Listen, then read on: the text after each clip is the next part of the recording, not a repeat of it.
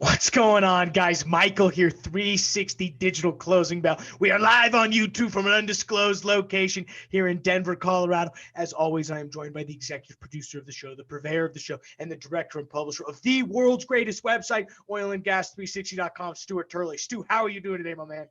I'm doing fantastic, Michael. It's a wonderful day, and it is the weekend. You get a hall pass at the end of Oh, this. yeah, I can smell the weekend from here. We've had a great week. So much great information. Please just subscribe 360 Digital Closing Bell, iTunes, Spotify, or YouTube. We had dropped a podcast this morning and we sort of chatted around some of our top stories for the entire week. So I encourage you to check that out. Today, though, if you were in the markets, it was a crazy day for both equities and oil. Obviously not natural gas because our side of portfolio is just getting pounded for that. But if you were an equities trader, U.S. unemployment came out this morning, and as much as 13.3% is still a shockingly high number. The estimate was 19.4%. U.S. unemployment coming out at 13.3%, which is about 6 percentage points under. Stu, you said something very interesting. They estimated what was an 8 million was supposed to be lost, but we actually gained 2 million.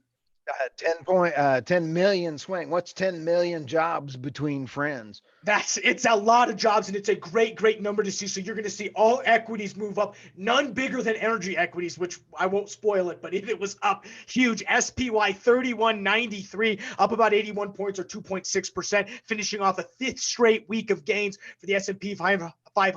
NASDAQ finishing just a little low, but did set intraday's highs, 9,800 even for about 170 point gain, 1.78% on the day. Dow Jones 27,100, about an 829% gain, 3.15%.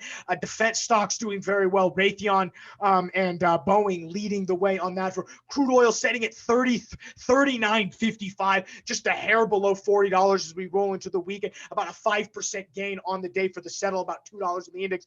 Back into the curve, 12-month strip, doing just as it's doing okay. $40 and 41 cents here, but that's only about a 2.2% gain of the day. So front end of the curve doing very well. Natural gas is our only red number for the day, $1.80 even, only down about 2 cents to about $1.50 or about a 1.15% decrease. Back end of the curve for 12-month strip doing okay, not as bad though. $2.79, only about a 0.6% drop, about 1 penny. XOP securities contract, like I mentioned, $63.72, up 11.79%. But get ready for this OIH, which is our oil field services contract, up to $154.35, a 12% increase day over day. And what's even crazier, Stu, is when we look at the just individual equities. Only four. So we have 153 stocks that I've worked my list down to for the list that we cover when I talk about which were the biggest gainers and losers. Only four of those tickers are negative. We got coming into third place. Antero Resources Corporation only down 0.16% to $5, to $3.20. Coming in number two, Natural Fuel Gas Corporation down 0.6% to $42.38. And Mesa Royalty Trust down 3.8% to $6.38. Get ready for these upside numbers though. Big movers on the day. My terminal was going wild with all the selling imbalances, and when those tend to happen at the close, that means things continue to move up. So it was very crazy to see. But let me look at this number. Coming in at number three, Chesapeake, $24.80, up 76.5 percentage points on the day. Chaparral Energy up 87.95% to 97 cents, and coming in at a cool 126% increase. Pure Bakken Shale Oil Company, Oasis Petroleum, probably likely bankrupt. But if you were a Robinhood trader, you bought all of those shares, because when you actually look into it, Robinhood, it was the most actively traded stock on Robinhood, Oasis. So retail loves them. So Oasis, and you know what that means. Retail will be left in the gate when Oasis eventually goes bankrupt and all of the debt holders actually get the rebranded company. So if you are trading Oasis, don't do it. There's no point. If you think you're going to acquire their door or you're going to get an office in there because you own enough stock, it's not going to happen. Get out of it. I get Robinhood's giving you commission-free trading, but there's no need to do it. I need to talk to you guys about the oil and gas conference that is hosted by Entercom every single year. As you know, it's coming into their 25th anniversary, and every year they have been held as the investor relations conference to come and learn about the industry corporation. Well, this year they're going a hybrid digital and select city invite only. They're going to hold about 50 to 100 people, depending on what some of the COVID-19 rules are, in select cities: Calgary, Denver, Dallas, and Houston. So if you want to attend in person, you still can. Otherwise, you can register online. It is going to be a completely digital event. We're going to be doing some really, really cool stuff on the tech side, even being able to video it. I'm excited to help be a part of it. And I know Stu is. Stu, what do you have on the international news desk for us? Oh, hey, Michael, very, very interesting. Chevron has a VLCC title. The name of it, Super Sea Hero. It was sanctioned by the U.S. Treasury Department on Tuesday for carrying Venezuelan cargo. They just put that on a short-term charter last week. That almost sounds kind of fishy. We need to do some investigating on that one. Yeah, we're going to have to follow that story. It was going off on the news desk today for all of this Venezuelan stuff. So are you leaning one way or the other? This is your realm. Do you have an inkling about where this is going? Um, I think foul play trying to hide from sanctions is my gut. I don't have an answer yet.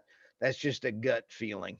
Yeah. Okay. Well, good to know. And as we move in and sort of close out the week, obviously crude oil finishes on a complete insane run. It really a 1 month bull run. If you go back 30 days, it's been unbelievable. Crude oil's done started, the month at 24 or started early February or March. I can't even get my months right.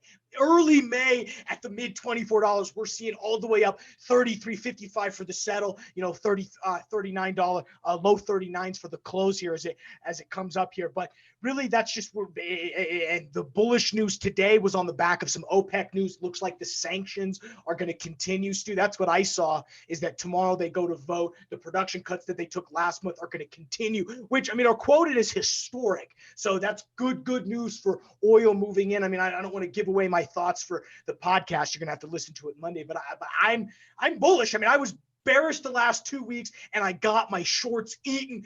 Why ride the wave? I'm just going to start riding the wave like a surfer and hop back on. If you're specifically a trader, really interesting. Chesapeake, as I mentioned, Oasis was the number one share trader on Robinhood. Chesapeake checked in at number 3. So that's part of the reason why you're seeing this. Obviously crude oil being up 5% and knocking on the door at $40 is going to raise all U.S. energy equity. So that's what I'm looking for. Remember, they did do a 200-to-1 stock split though. So unfortunately, if you were, you can't quite buy as much of it now. And it's a nice corporate accounting move. If you're following a trader and you're watching some long movements on some stuff, Comstock Resources owned by Jerry Jones, they actually had a 350,000 block share trade from a buy side that happened at about 10:30 this morning, 10 cents under market, but they went long at $5.49. So big institutional investor out there going long on Comstock. And we know what that means: natural gas. And that's something we've been preaching on the podcast right now. Comstock is a large natural gas player, specifically in that Arizona and Eagle Ford region. So they are a company to watch. Our natural gas investors are agreeing with us. So, we're giving you some tips here. Kind of the only other thing that I saw is Contango Oil and Gas is now getting into the fractional CEO business. They're getting paid $2 million to basically come in and organizationally manage Midcon Energy Partners. Good business to be in. And that's great for free cash flow, getting it on that line. And so it was good to see, as we just move into the weekend here, that's kind of all I saw. Big bull for the week. I think, as we look to move into next week, we'll kind of put some of our thoughts on the 360 closing bell, which you can check out on iTunes, Spotify, and YouTube. We will have a episode that drops for you Monday morning. Stu, anything else for the week before we let these guys get out of here? We got to get our get out of jail free hall pass that you keep promising. Yeah, no, I'll work up, because we're redoing the 360. We're redoing the landing page to what's called the 360 news desk, and it's going to be awesome. It's basically going to be a one-stop shop to be able to just look at what's going on in the markets. It's going to be an awesome landing page. We're in the process of adding some really cool widgets, and one of the things we'll have on there is a PDF download of just a fake little card that with a permission slip, so you can get out of work free on us. So it'll be fun, but we hope you guys have a great week, and we will let you guys go ahead. And if you've listened to the full show, we're going to go ahead and let you guys get out of here. You have our permission to finish and start your weekend early. We will see you guys Monday morning for the Closing Bell podcast, and then this afternoon for the Digital Ticker.